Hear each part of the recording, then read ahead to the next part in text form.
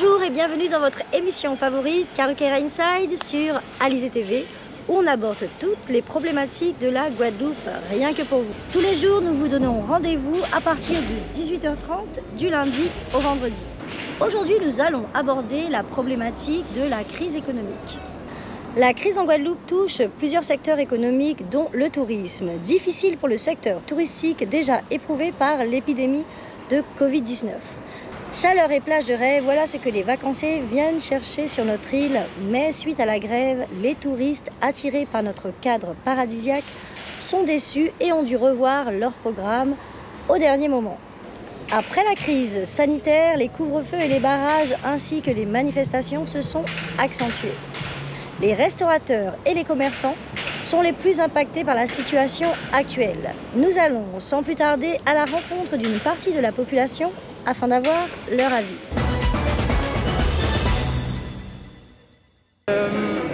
C'est très moyen, c'est très mitigé. On a une clientèle. On a une baisse de clientèle durant ces 2 dernières années et pour l'instant on tient la route, mais c'est vrai qu'il y a une baisse de chiffre d'affaires. Et dites-moi, est-ce que vous avez perçu une aide de l'État? Non, pas du tout. On a fait la demande. Ah bon? Oui, on a fait la demande, elle a été refusée. Donc du coup, on n'a pas eu d'aide de l'État, on n'a eu aucune aide. Alors dites-moi, comment vous reprenez, j'ai envie de dire, cette activité quand même, qui est quand même pas à négliger, parce que c'est quand même, vous nourrissez quand même la population en Guadeloupe. On le reprend moyennement. On essaye de faire certaines nouveautés pour que ça puisse attirer et que la clientèle puisse revenir petit à petit et soit attirée par de nouvelles choses. Mais est-ce que vous faites plus de publicité du coup sur les réseaux? Enfin, comment ça se passe pour relancer l'économie? On a une page Instagram. On a une page Instagram et Là maintenant sur Alizé TV. Oh. Du coup voilà, et j'espère que dans les jours à venir, avec tout ce qu'on prépare, que ça va s'améliorer. D'accord. Et c'est quoi votre particularité ici? Nos beaux kits. Et les glaces. Moi c'est plus les glaces. Et les glaces également, on fait des parfums très originaux, le fruit à pain, le persil. En plus des produits locaux? Oui, on travaille que des produits locaux ici. On fait des beaux kits chauds, tout chaud pour la clientèle.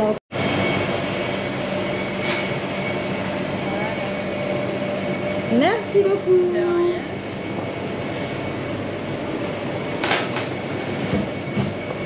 Comme tout acteur économique, je pense en ce moment en Guadeloupe, indirectement, nous subissons tous ces effets.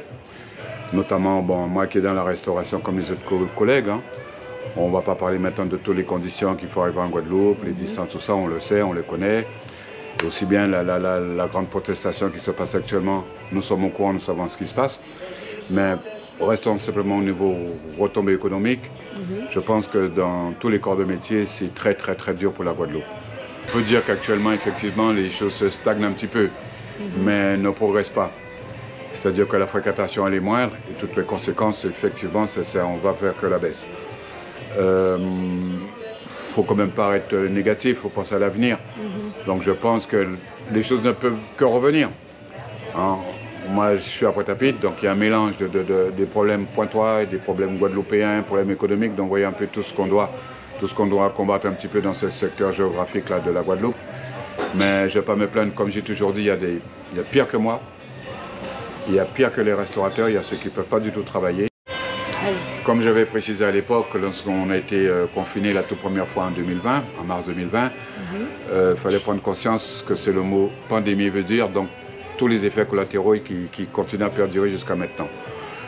Mais je crois que les gens sont un petit peu conscients de ce qui se passe. Je crois que la vie économique doit reprendre, sinon nous sommes morts, on n'a pas le choix.